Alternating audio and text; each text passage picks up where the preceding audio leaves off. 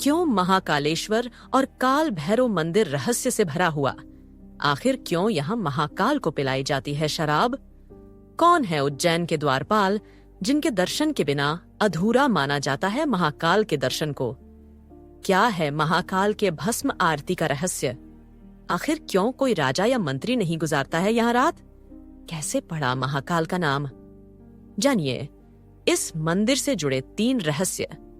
चलिए जानते हैं इन सभी रहस्य के बारे में। उससे पहले जो महाकाल का भक्त अपने आप को सच्चा महाकाल का भक्त मानता है वह चैनल को सब्सक्राइब करें और कमेंट बॉक्स में कमेंट करें। और हाँ, वीडियो को लाइक करना ना भूलें।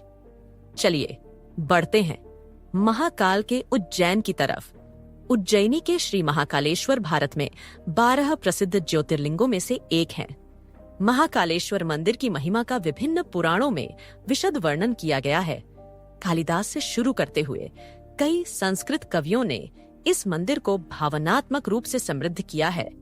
वैसे महाकालेश्वर मंदिर को लेकर कई सारी भ्रांतियां हैं। जैसे कई लोगों को लगता है कि महाकालेश्वर का मेन मंदिर ही वो है जहां भगवान को शराब पिलाई जाती है, लेकिन मैं आपको बता दूं कि ये 2 अलग अलग मंदिर हैं। ये मंदिर बहुत दूर नहीं है और कहा जाता है कि इस मंदिर के गर्भगृह में एक गुफा है जो महाकाल मंदिर से जुड़ी हुई है। जहां भैरव बाबा का मंदिर अपने आप में प्रसिद्ध है, वहीं महाकाल मंदिर से जुड़े भी कई रहस्य हैं। भैरव बाबा के मंदिर में पिलाई जाती है शिव को शराब। उज्जैन के महाकालेश्वर मंदिर और काल भैरव के मंदिर के बारे में तो आप जानते ही होंगे। काल भैरव का मंदिर देश का ही नहीं बल्कि दुनिया का एकमात्र ऐसा मंदिर है जहां भगवान शिव को शराब पिलाई जाती है और जहां पूरी दुनिया में मंदिरों के आसपास शराब आदि की दुकानें हटा दी जाती हैं। वहीं दूसरी ओर महाकाल के मंदिर परिसर से लेकर इसके रास्ते तक में बहुत सारी शराब की दुकानें लगवाई गई हैं। और यही नहीं, यहाँ प्रसाद बेचने वाले लोग भी शराब अपने पास रखते हैं। 12 ज्योतिर्लिंगों में से एक महाकालेश्वर का शिवलिंग स्वयंभू माना जाता है। स्वयंभू का मतलब जो अपने आप प्रकट हुआ हो। इसलिए आज तक ये कोई भी नहीं जानता कि भगवान शिव को मदिरा पिलाने का रिवाज कब से आया और आखिर इतनी शराब जो भगवान शिव पीते हैं वो जाती कहाँ है।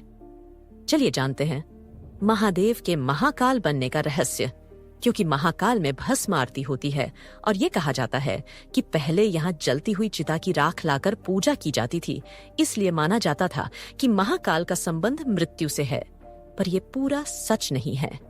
दरअसल काल का मतलब मृत्यु और समय दोनों होते हैं और ऐसा माना जाता है कि प्राचीन काल में पूरी दुनिया का मानक समय यहीं से निर्धारित होता था, इसलिए इसे महाकालेश्वर नाम दे दिया गया। दूसरा कारण भी काल से ही जुड़ा हुआ था।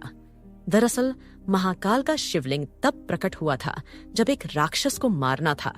भगवान शिव उस राक्षस का काल बनकर आए थे और साथ ही साथ अवंती नगरी, अब के उज्जैन के वासियों के आग्रह पर महाकाल यहीं स्थापित हो गए।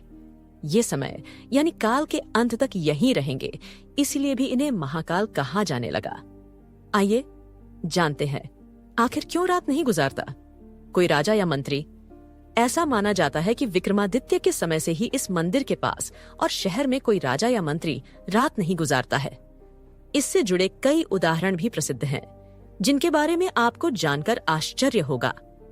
दरअसल लंबे समय तक कांग्रेस और फिर भाजपा सांसद ज्योतिरादित्य सिंधिया, जो ग्वालियर के राजा भी हैं, वो भी आज तक यहाँ रात को नहीं रुके हैं। इतना ही नहीं, देश के चौथे प्रधानमंत्री मोरारजी देसाई भी जब मंदिर के दर्शन करने के बाद रात में यहाँ रुके थे तो उनकी सरकार अगले ही दिन गिर गई थी। ऐसे ही कर्नाटक के मुख्यमंत्री वीएस येदियुरप्पा भी जब उज्जैन में रुके थे तो उन्हें कुछ ही दिनों के अंदर इस्तीफा देना पड़ा था। इस रहस्य को कुछ लोग संयोग मानते हैं तो कुछ लोगों के मुताबिक एक लोक कथा के अनुसार भगवान महाकाल ही इस शहर के राजा हैं और उनके अलावा कोई और राजा यहाँ नहीं रह सकता है। यह भस्म आरती को लेकर भी है एक रहस्य। भस्म आरती की कहानी शिवलिंग की स्थापना से ही देखी जाती है। दरअसल प्राचीन काल में राजा चंद्रसेन शिव के बहुत बड़े उपासक माने जाते थे। एक दिन राजा के मुख से मंत्रों का जाप सुन एक किसान का बेटा भी उनके साथ पूजा करने गया, लेकिन सिपाहियों ने उसे दूर भेज दिया। वो जंगल के पास जाकर पूजा करने लगा और वहां उसे एहसास हुआ कि दुश्मन राजा उज्जैन पर आक्रमण करने जा रहे हैं और उसने प्रार्थना के दौरान ही ये बात पुजारी को बता दी। ये खबर आग की तरह फैल गई और उस समय विरोधी राक्षस दूषण का साथ लेकर उज्जैन पर आक्रमण कर रहे थे। दूषण को भगवान ब्रह्मा का वरदान प्राप्त था कि वो दिखाई नहीं देगा। उस वक्त पूरी प्रजा ही भगवान शिव की आराधना में व्यस्त हो गई और अपने भक्तों की ऐसी पुकार सुनकर महाकाल प्रकट हुए। महाकाल ने दूषण का वध किया और उसकी राख से ही अपना श्रृंगार किया। उसके बाद वो यहीं विराजमान हो गए। तब से भस्म आरती का विधान बन गया। ये दिन की सबसे पहली आरती होती है। शिव पुराण के अनुसार कपिला गाय के गोबर के कंडे के साथ शमी, पीपल, पलाश, बेर के पेड़ की लड़कियां, अम्लतास और बरगद के पेड़ की जड़ को एक साथ जलाया जाता है। इसके बाद ही वो राख बनती है जिससे हर सुबह भगवान शिव की भस्म आरती होती है। महाकाल मंदिर में आरती के समय कुछ खास नियमों का भी पालन किया जाता है। यहाँ के नियमानुसार महिलाओं को आरती के समय घूंघट करना पड़ता है। दरअसल महिलाएं इस आरती को नहीं देख सकती हैं। इसके साथ ही आरती के समय पुजारी भी मात्र एक धोती में आरती करते हैं। अन्य किसी भी प्रकार के वस्त्र को धारण करने की मनाही रहती है। महाकाल की भस्म आरती के पीछे एक यह मान्यता भी है कि भगवान शिव जी श्मशान के साधक हैं। इस कारण से भस्म को उनका श्रृंगार आभूषण माना जाता है।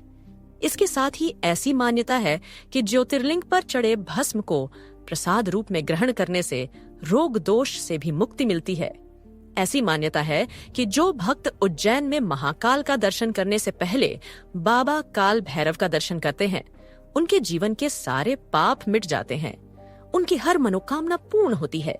वहीं जो भक्त काल भैरव के दर्शन के बिना महाकाल की पूजा करते हैं तो उनकी पूजा अधूरी मानी जाती है। काल भैरव को उज्जैन के द्वारपाल व सेनापति के रूप में पूजा जाता है, लेकिन महाकाल दर्शन करने के पहले शहर कोतवाल भगवान काल भैरव से आज्ञा लेकर ही महाकाल मंदिर जाना चाहिए। ये भी कहा जाता है कि भक्त काल भैरव दर्शन से पूर्व महाकाल का दर्शन करता है तो उसका दर्शन अधूरा माना जाता है। इन्हीं मान्यताओं को ध्यान में रखकर काल भैरव का दर्शन पहले किया जाता है। महाकालेश्वर मंदिर यानी उज्जैन महाकाल टेम्पल को पृथ्वी का नाभि स्थल भी कहा जाता है, क्योंकि इस मंदिर के शिखर से कर्क रेखा गुजरती है। उज्जैन में शिप्रा नदी के तट पर स्थित महाकालेश्वर मंदिर की कीर्ति देश विदेश में फैली हुई है। कोई भी शुभ कार्य करने से पहले श्रद्धालु महाकाल के दर्शन करने जरूर आते हैं। आइए जानते हैं उज्जैन महाकाल मंदिर की कब हुई थी स्थापना। धार्मिक मान्यताओं के अनुसार उज्जैन में स्थापित महाकालेश्वर मंदिर की स्थापना द्वापर युग में नंद जी की 8 पीढ़ी पहले हुई थी। पौराणिक कथाओं की माने यह मंदिर 800 से 1000 वर्ष से भी पुराना है। इस मंदिर का विस्तार राजा विक्रमादित्य ने करवाया था, जबकि आज का जो महाकाल मंदिर है उसका निर्माण 150 वर्ष पूर्व राणोजी सिंधिया के मुनीम रामचंद्र बाबा शेणबी ने करवाया था। इस मंदिर के निर्माण में मंदिर से जुड़े प्राचीन अवशेषों का भी प्रयोग किया गया है,